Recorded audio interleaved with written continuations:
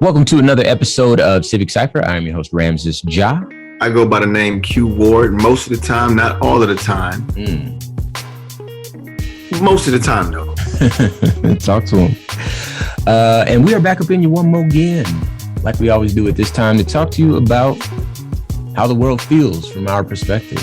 And not just me and Q, but, Black people. Or people that might be considered marginalized or otherwise have been born with a strike or two against them.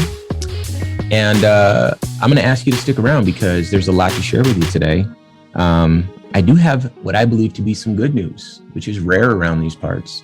But talk to the people. But you got to stick around for that. You got to stay tuned for that. But yeah, a lot in store for you today, including a discussion about Ryan Coogler. If you haven't heard about it, it was reported that he went into the bank to make a withdrawal. Police got involved, etc. And it wasn't a bank robbery, but they thought it was. And so we're going to talk about that because it's important to share just how common that is, how it feels to go through that. I know I've been in situations like that before a few times in my life. And hopefully by learning from our stories and our perspective, we kind of create stronger bonds across racial lines and so forth. We're also going to talk about the Emmett Till Anti-Lynching Act of 2022 this year that was passed by the House and the Senate. So next step is for it to become law. And so we're really excited about that as well. And then, of course, we are going to talk about Mary McLeod Bethune a couple of times in the show today. And I implore you to stick around for that as well. But first, let's delve into some ebony excellence. Sound good to you? We shall. Yes, sir. We shall. So, shout out to blackenterprise.com. Gave us some notes on this article right here. So, as TikTok continues to face criticism for white creatives who receive more visual representation than Black creatives, Instagram added a new feature to help address this issue. On Monday, Instagram announced a new special tag where professional accounts and influencers will receive credit for their original creations. This feature was made in direct response to the Black creators who feel overlooked or shut out from trends that they create, NBC News reported. The tag comes after Black content creators boycotted creating dance challenges on TikTok after noticing white creators were receiving more recognition from the trends created by Black users. How about that? That's a real thing. If you didn't know, Black people make up stuff, white people do it, and then it gets popular, and then white people get the credit. Think Elvis. Elvis creating rock and roll. Or something, you know what I mean? Like that sort of thing. Eminem being the best rapper a lot, that sort of, and I'm not talking about technical skills, but in certain circles, they don't go beyond that, not realizing really it comes from struggle and the different people. Anyway, Alexis Michelle, I hope I said this right, Aji, a data analyst, worked with Instagram engineer Cameron Boyd to address these disparities on Instagram in an effort to amplify more Black creators and get the influencers to transition their viral content from TikTok over to Instagram. Quote, Black creators and addressing that inequity in the creator ecosystem, end quote, was a central focus when developing the new feature, IG said. To use the new enhanced tags, users will need to tag people when creating a post. TechCrunch reported the next step is to tap on add tag where users can search and select their contributors. So basically, it's just a way to ensure that credit goes where credit is due. And shout out to Instagram and shout out to these two beautiful Black women, Alexis Michelle Aji and Cameron Boyd, for making that happen. Say again? I think it's Ajay. Ajay? Ajay. Okay. Very good. Thank you, man. I butchered it the whole segment. I apologize, sweetheart, but Ajay. All right. Now, Ryan Coogler. So, Q, have you heard about this story of Ryan Coogler? Unfortunately, yes. Okay, so you set the stage for us. So who is he? What happened? And we'll go from there. So Ryan Coogler is a filmmaker, writer, producer. First got on my radar for directing a film called Fruitville Station with Michael B. Jordan, but probably garnered the attention of the rest of the world when he directed this small Disney movie that, Marvel Studios did that people might have heard of called Black Panther. Ooh-wee. I heard of that one. So yeah, that movie is a genre-changing blockbuster movie. I was being sarcastic. About a Marvel hero from the fictional country of Wakanda on the very, very real continent of Africa. Right. It broke all kind of records. It was an incredible film. He's actually working on a sequel now. So very well known, very prominent, very wealthy Black director. Okay. So the story goes that he went to a bank. I believe it was a Bank of America. Yes, sir. Yep. Bank of America in Atlanta. My notes today come from CNN. And he was attempting to withdraw some cash. Looks like $12,000 in cash. All right. So tell a little bit more of the story. So I guess let me give you guys some context here. He's withdrawing $12,000, which when you have as much money as he has, doesn't sound like a lot of money. But imagine someone on the top of a bank counter counting out $12,000 and handing it to him, and everyone else in the bank seeing this, right? So in Atlanta. So to be a bit more discreet in this time where during this pandemic and, during some financial hardships that a lot of people have been through, this guy walking into a bank and the bank counting out $12,000 in cash and handing it to him. To be a lot more discreet, he wrote the teller a note that he wanted to do this in a way that didn't grab everyone's attention. The teller, I think, got the impression, strangely, that Mr. Coogler was writing "I'm robbing this bank" note, and called 911. Now, because it is our responsibility to tell the whole story, I believe I read that the teller. Go ahead, Q. Jump in. I was just going to point out to people, this wasn't like on a loose leaf piece of paper. He wrote the note on a withdrawal slip, like his account, his name, his account number, the amount that's being withdrawn. And hey, just by the way, so I don't draw too much attention, is there a way for us to do this discreetly? Like, I want to paint a clear picture. Because people might say, well, he wrote a note. Of course they thought it was. No, he wrote this note on an official withdrawal slip with his name and his account number on it. It wasn't just some random note on a piece of paper that he slid through the bank teller's window. Okay. Now, I'm glad you said that too. Now, because we need to tell the whole story, I remember reading that the teller was a Black woman and she was pregnant. Now, how true that is, I don't know, but I read that on TMZ, I want to say. The other thing is that he went in wearing a face mask and he had shades on, right? So I'm just saying that because it's important to tell all of the details. Go ahead, Q. However, everyone in America is wearing a mask right now. Say it. So this wouldn't look as strange as it would have once upon a time. Sure. He wasn't wearing a bank robber's mask. He was wearing the same mask that you had on your last flight or the last restaurant or business that you visited that had a mask requirement. Right. Exactly. Or if you're just trying not to catch the cooties from people and you got your mask on. Fair point. Not a, hey, give me your money mask. No, it definitely was not that. And of course, there's, I'm sure, a good number of you that have been able to see this and you kind of know the backstory here a bit. But for those that don't, it's important for us to tell that whole story. Because what we wanted to do today is kind of let you know what it feels like, as we do on this show, to be in that situation. Okay. So to continue, he goes in, as you mentioned, Q, he's wearing a mask, much like everyone else. He has glasses on, which is not a crime. People wear shades all the time. I have a few pairs. I know you wear shades. If you're listening to our show today, you probably have a few pairs of shades as well, right? He goes into his bank. He fills out his deposits or withdrawal slip.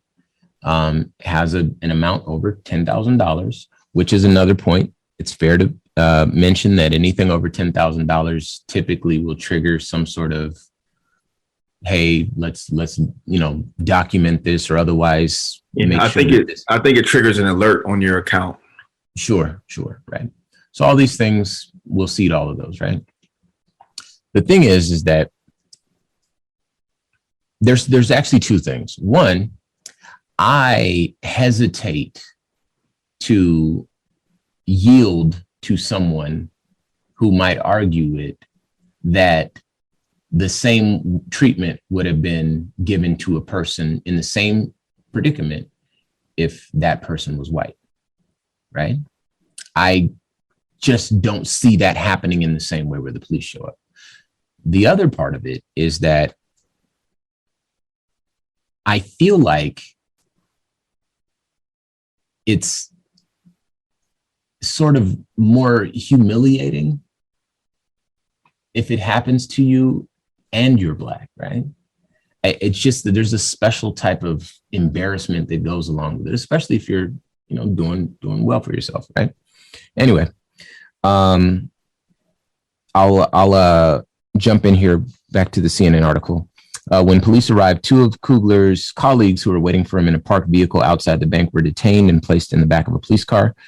Coogler was placed in handcuffs while police investigated the call. He was released shortly after they verified his identity, the police report states. So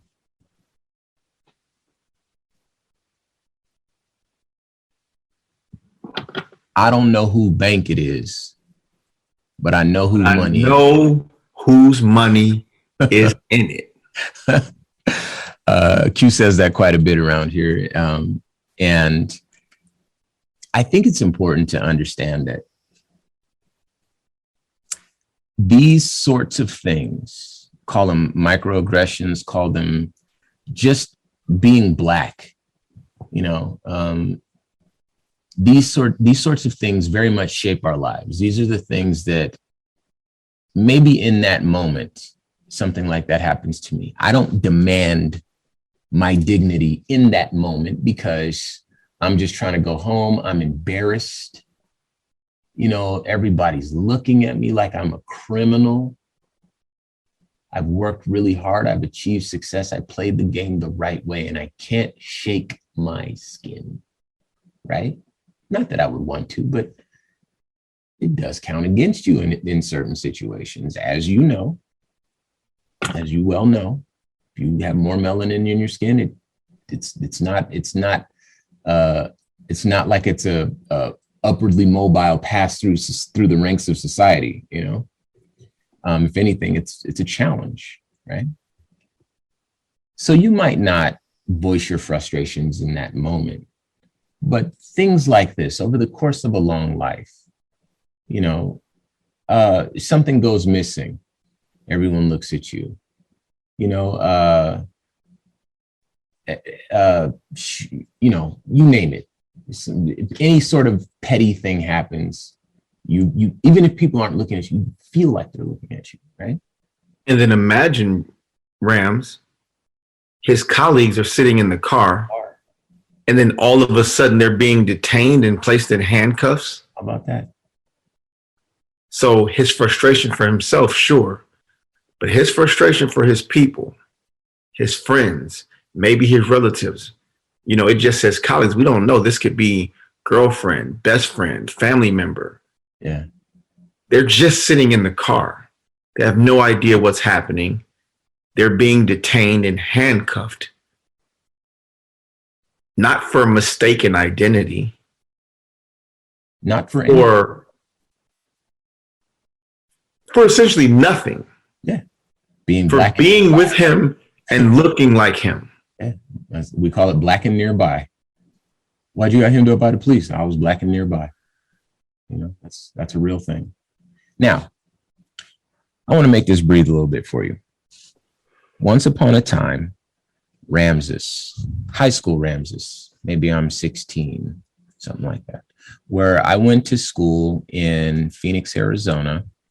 There used to be a mall called Christown Mall. And We would go to this mall after school sometimes just to hang out, as we did back before social media and before the internet took over the world and that sort of stuff, so this is probably the mid to late 90s, right?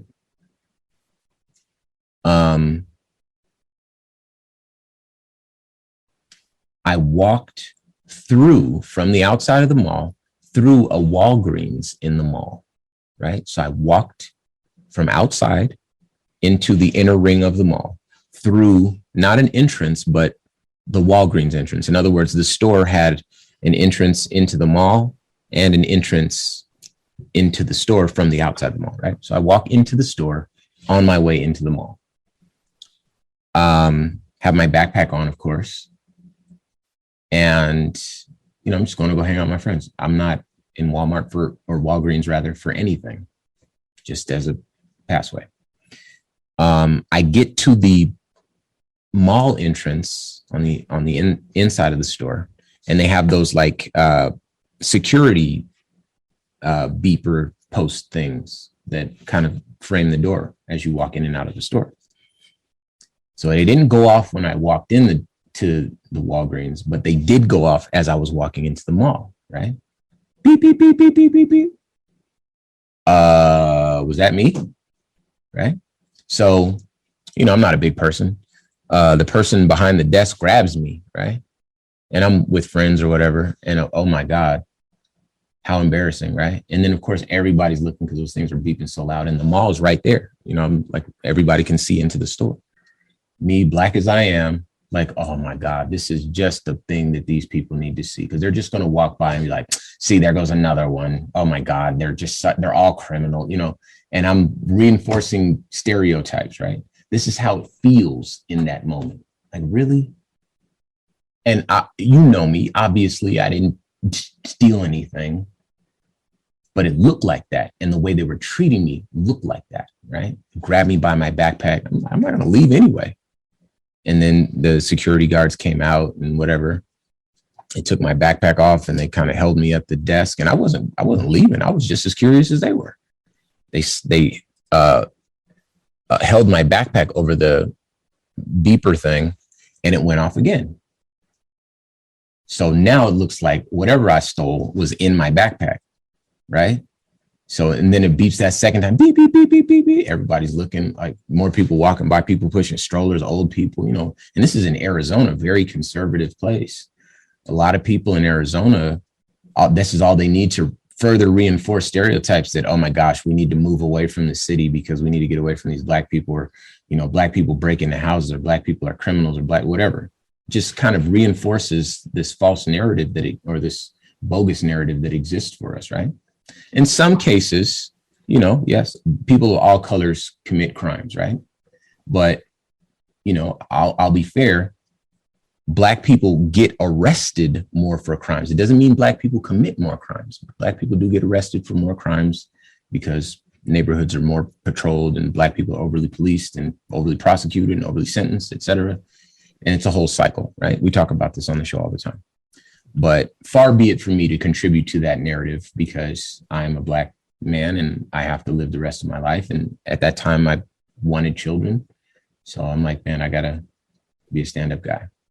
They're going through my backpack now, taking all my stuff out of my backpack, throwing it on the floor, throwing it here, throwing it, looking for whatever it is that I quote unquote stole, right? Being wildly disrespectful. Like they got them one. And I'm like, oh man, there's nothing I could say. I have to keep my composure. I'm gonna read this quote from Ryan Coogler at the end. I have to keep my composure because I know that the moment I act up and I, call them out for denying me a shred of dignity, the benefit of the doubt, you know what I mean?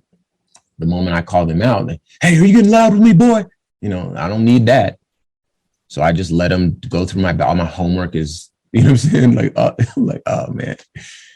And then finally they take out, it's like you remember Trapper Keepers? It's basically like a folder for those that don't know. It's like a folder, a 3-ring binder sort of folder that you put your. Oh, hold on, wait.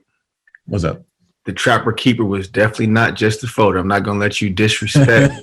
You're right. Listen, Trapper Keepers were fly. Yeah. Trapper Keeper was the truth. Yeah, man. I'm not going to let Rams paint it as just a folder. Trapper Keeper was next level. Like it might as well have been Gucci, Fendi, Louis Vuitton. Like it might as well have been that. The Trapper Keeper was it. Yeah, man. So basically, I don't know if it was a Trapper Keeper per se, but you're not wrong there. But it was old. You could see that it was old. It had been in my backpack for probably 2 or 3 years because, you know, Trapper Keeper's money and, you know, you don't get a lot of back to school shopping, you know, like you might think when you grow up black. You know what I mean? Your stuff from last year still work? Okay, let's run that again. You know, you can get some new clothes.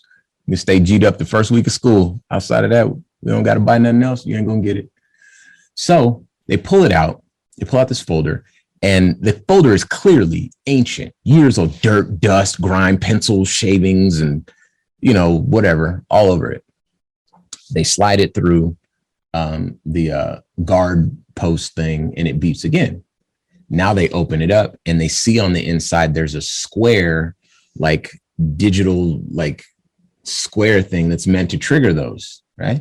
So whenever whoever bought that initially, it might have been my birth mother or somebody like that, whoever got that for me, maybe I got it, I don't know. At the store, they never took that sticker off. And of course, I don't, you know, carry my backpack into every store I go into. So it just was there for years. I carry my backpack to school, you know, and I go home. And I don't know why I didn't trip the front alarm of that store, but it did trip the one on my way into the mall. And the way they disrespected me and then subsequently had to apologize and pick up my homework off the ground, it let me know, like, dang, they really thought they had me, because now they're like having to eat all those words and to eat that attitude, right? Now watch this. This might have been maybe a year after that, maybe a year and some change after that, right? So it's still fresh in my mind. I'm probably toward the end of high school or just out of high school at this point, right? I was at a store in this is still in Arizona, but this time it's in Scottsdale, right? And a woman walks out of the store, and I couldn't tell you what she was carrying or whatever like that. The alarm beeps. What do? They say, "Excuse me, ma'am. We might have not removed one of your tags from your purchased items. Could we get that off for you so you can enjoy your, you know, we don't want you to take it home, and then you can't, because you can't get it off when you get home, right?" You're very kind to her. Now, I know that this is one group of people at a Walgreens and this is another group of people at a fancy store, but I think that there's just a benefit of the doubt ascribed to people that Black people don't always get, right? So I'll finish this quote here. Quote, "This situation should never have happened. However, Bank of America worked with me and addressed it to my satisfaction, and we have moved on," Coogler said in a statement to Variety, right? That's dignity. That's, okay, I'm not gonna, like that, I gotta take that and eat it. You know, I gotta, you know, I'm not gonna make a big deal out of it because I don't need this to turn into anything. You know, a lot of people don't want that fight. I understand that, because I'm like, let's just put my folder back in my backpack and just let me go. I'm already so embarrassed, right? Unfortunately, the police weren't showing up being super aggressive with this guy, because then that would have been a whole other issue, I'm sure, based on what I know. And then because I need to say it, the statement from the bank is, quote, "We deeply regret that this incident occurred. It never should have happened, and we have apologized to Mr. Coogler," Bank of America said in a statement to CNN. Two things that needed to be said. Now, this is not nothing. This is the sort of thing that contributes to the mountain that is carried by Black people. These things, we only know about this story because he's a film director. He's a famous person. But this happens all the time. I told you one story because it was similar, and how I was like, they thought I was stealing, you know, but my life is filled. Well, not filled. I've had a really happy life, but there's enough of these incidents in my life for me to understand that, and rather a lack of these occurrences and my less melanated friends' life to let me know that our experiences are often different. And it's important to share that, especially on this show, because this might be the only place you'll hear about it. So, shout out to Ryan Coogler, keep doing your thing. And I guess, we've all learned from it. All right. And that's a good enough place to leave it for right now. Stick around your radios. We're coming back with more Civic Cipher right after this.